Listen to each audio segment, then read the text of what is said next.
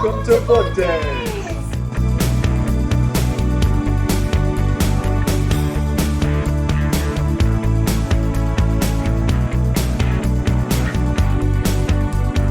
The adventure of the day is inspired by the book Cloudy with a Chance of Meatballs, written by Judi Barrett, illustrated by Ron Barrett.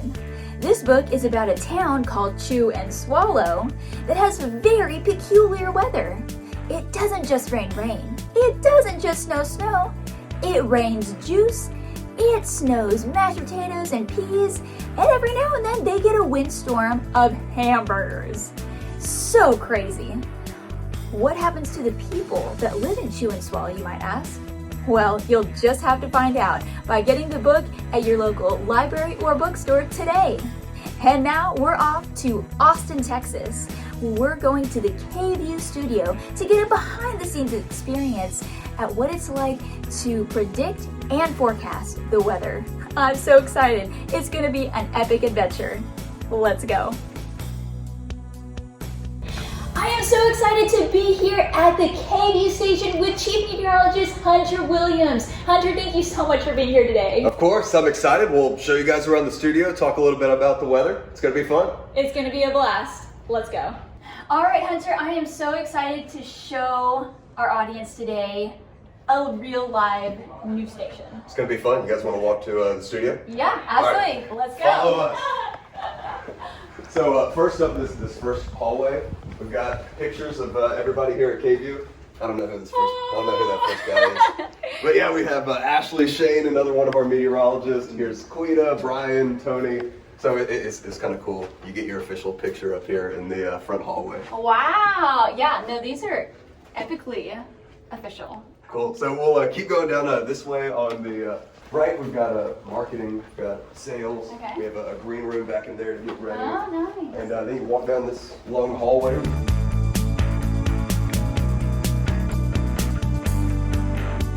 So when right now it's not lit up. When this flashes red, you know that the mics are on in the studio. So whenever you're walking in here, if you see that's red, you got to be quiet as you walk in. And with that, we'll actually walk into the studio. Here we go. The light's not red, so we're free to walk in. This is Studio 1. We have one other studio, which is down the other hall, but this is the main one that we use for all of our newscasts. Y'all come on in. After you guys. Wow. So this is epic. right here, this is the main anchor desk. So what I do here at KVUE, we do the 5, 6, and 10 o'clock news in the evening. So we'll have the two anchors that sit in these two seats. Okay. And then this is my seat right here. So when I do the weather, when we start the full forecast, I sit right here, I'll talk, I'll chat with the anchors. It is nice outside today. And then I'll swing over here and we'll walk around and we'll go over to the green screen. Wow, very cool. So what is your favorite seat when you're doing the news? Would you like it here? You like the green screen? I feel most at home at the green screen. Okay. It's funny when you first start doing the weather, when you're in college and stuff and you're learning how to do this, you practice a lot on the green screen, but you don't practice a lot talking with other people. So we call it the crosstalk. With doing the conversation at the desk when you first start, that can be kind of the trickiest part, but I definitely feel most comfortable on the green screen. So how did you get into meteorology? So I grew up in Birmingham, Alabama. And kind of like the weather here in Texas where we are now in Austin, the weather in Alabama can be kind of crazy. So when I was a kid, I used to always watch the Weather Channel, and they had the local on the 8th, right? Today, partly cloudy, high, 77. And I used to always get excited when we had a chance for snow. You know, in the deep south, you don't get snow very often. And ahead of snow days, I'd watch the Weather Channel over and over again. I'd memorize it, I'd tell it to my friends, kind of like I knew how to forecast the weather. So I was always really into that. And then when I got a little bit older and I was a sophomore in high school, there was a really big tornado outbreak in Alabama. This was April 27th, 2011. And on that day, I'll never forget, we got out of school early and I was watching severe weather coverage with my family, and I was sitting on my living room floor. And there's a really famous meteorologist in Birmingham. His name is James Spann. I was watching his coverage and he had video of this tornado, and I'd never seen video like this before. It was a big tornado in Tuscaloosa. And I'll never forget what he said. He said, "This will be a day that will go down in state history. And all you can do is pray for those people." And that always stuck with me. And that's the moment where it kind of clicked. Oh, this is what I need to do. And from that point forward, I started pursuing a career in meteorology. Wow. And now today you're the chief meteorologist here at KVUE. That is incredible. Yeah. Excited to be here in Austin. So you guys want to check out some more of the studio? Yeah, let's do it. Here, why don't we flip around? I'll show you guys this. So right now, we're not doing a newscast, but these cameras, the news anchors, what they do, they read off a teleprompter, which is kind of cool. So you think, did they just memorize 30 minutes of news? They did not memorize 30 minutes of news. There'll be words scrolling through here, and they can scroll through the words themselves at the desk there. They have a few different ways to do it, which is kind of cool. For me though, when I do the weather, we are not reading off a teleprompter, so we're just talking. We call it ad lib. We're just talking. So for better or worse, whatever comes to mind, that's what comes out of my mouth. Is that more natural for you? Would you rather read a teleprompter? For me, it's more natural, but I think it depends on who you talk to. For the anchors who do so much reading, that's more natural to them. For me, I sound more natural when I'm just having a conversation, and then if I have to read, it sounds like I'm reading. So I'm not as good at that part of it. I'm definitely I feel better if I'm just talking.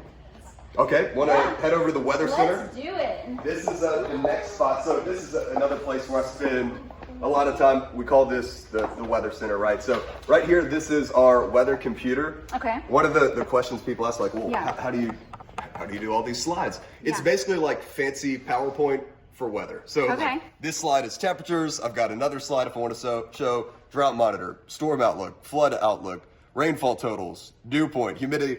We've got all these slides which are made for pretty much anything you could imagine. And then once we have all our slides ready, you guys see this, we've got a clicker, right? Oh, cool. And we stand in front of the green screen and we click through it. So this just advances to the next graphic. Now, timing is very important in local TV. So for a normal weather forecast for my main weather, I'll have like 2 minutes and 50 seconds. So sometimes I'm running a little bit late and I'm gonna go over. So what I do is I'll hold down this button, we call it the hot button, and it takes me automatically to the 7 day. So if I didn't time things out correctly when I put my graphics together, I've got a little cheat button here, we call it the hot button. I hold it down and it'll take me right to the end. Oh, wow, that is so cool. You know, you don't think about things like that when you're thinking about the weather. It's just kind of like, here's the temperature, you know, it's a nice day, but there's a lot to it.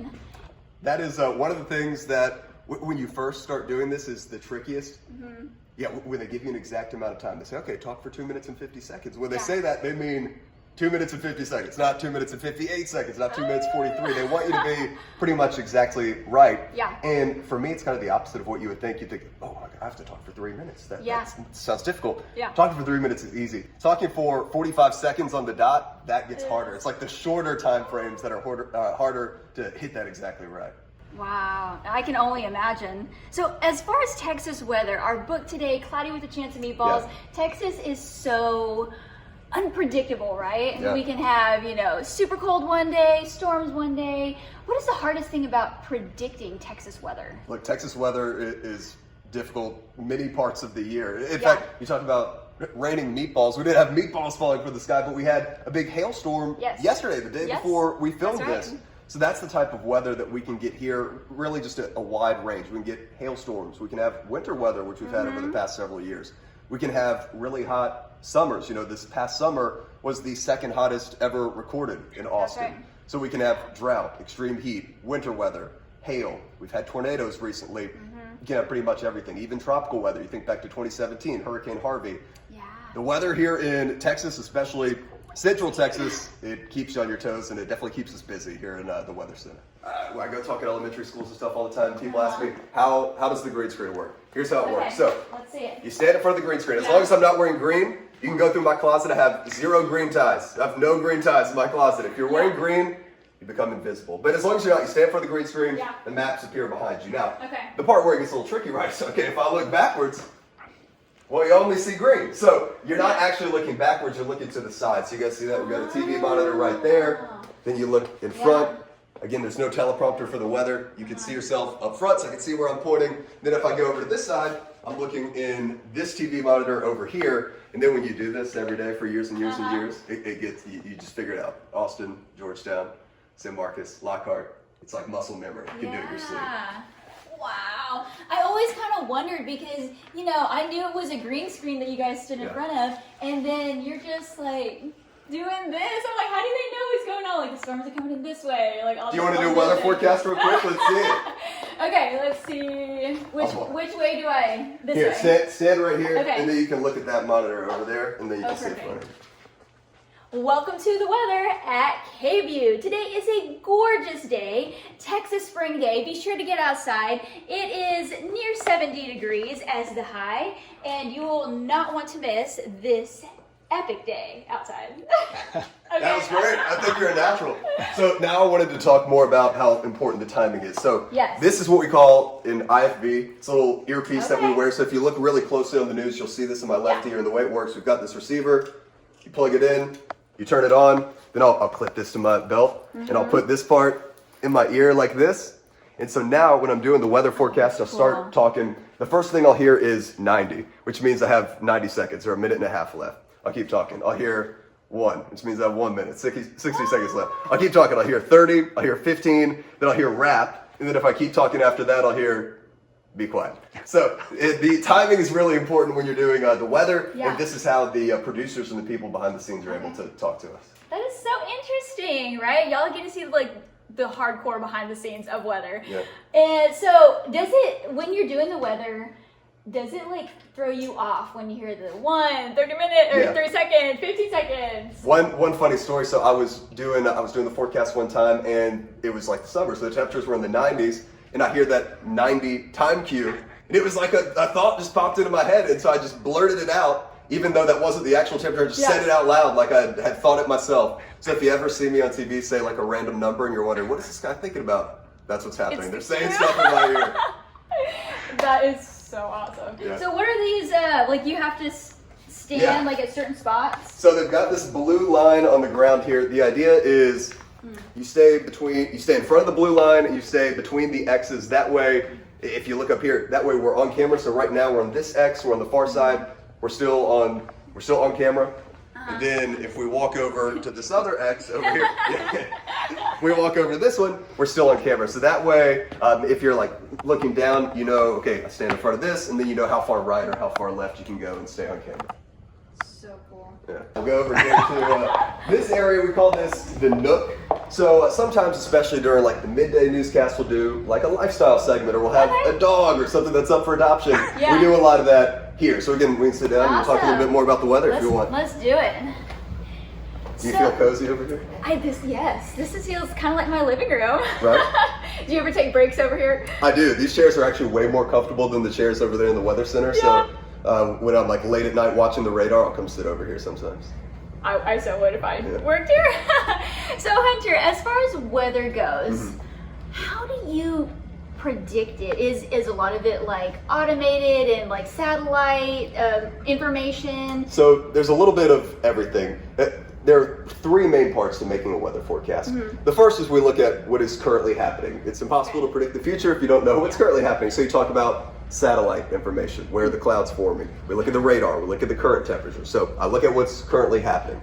Step 2, we start to look at forecast models, and these are computer models which simulate the weather. And there's a bunch of different models that do this. We take a look at that. Then the third element to that is we look back. We call this analog. So if maybe we have a big cold front, and this reminds me of another one that we had a year ago or earlier in the season, okay, well, I look back. How did the forecast pan out with that? So those 3 factors, we look at what's currently happening, we look at computer models, we look at analogs, and then I throw in all of my personal experience with years of forecasting the weather here in Central Texas, and based on all of those factors, we make a weather forecast. So Hunter, let's talk about rain, and for the kids, kind of, how does it rain? So kids who are listening to this, you probably learned at school about the water cycle, right? So on a warm, sunny day, the sun shines down on the ground, and we have lakes and creeks and streams, and that water evaporates, and it becomes water vapor. It goes up into the sky. It rises and rises and rises, and then eventually we have clouds that form. You have these little tiny water droplets.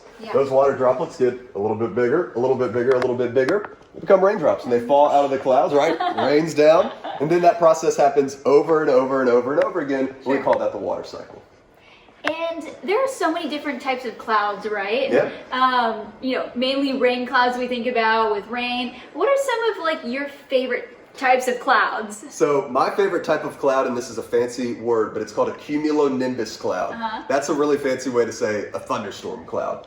But you said it, there's a lot of different types of clouds. We have puffy cumulus clouds. Those look kind of like cotton balls or marshmallows in the sky. We have thin wispy clouds. We call those cirrus clouds. And as opposed to being mainly little water droplets, cirrus clouds are kind of cool. They're thin and wispy because they're up higher in the sky where it's colder, and they're made up of tiny little ice crystals, so those look different. So there's a bunch of different types of clouds, and we see many of them from day to day to day here in Texas. So cool. Yeah.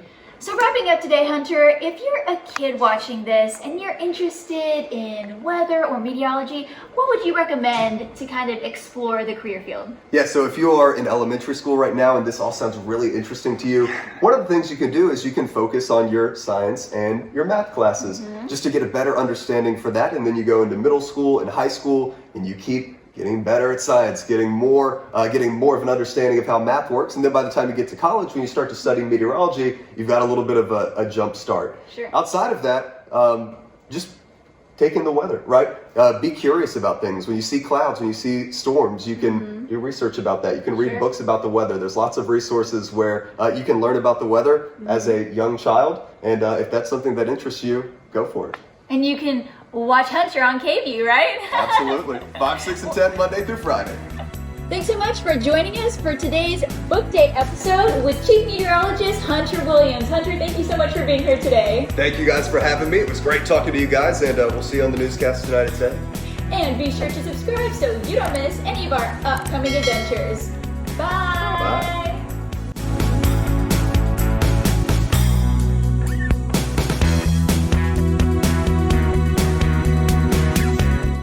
Want more book days? Well, the adventure has only begun. Check out these episodes and be sure to subscribe so you don't miss any of our upcoming adventures.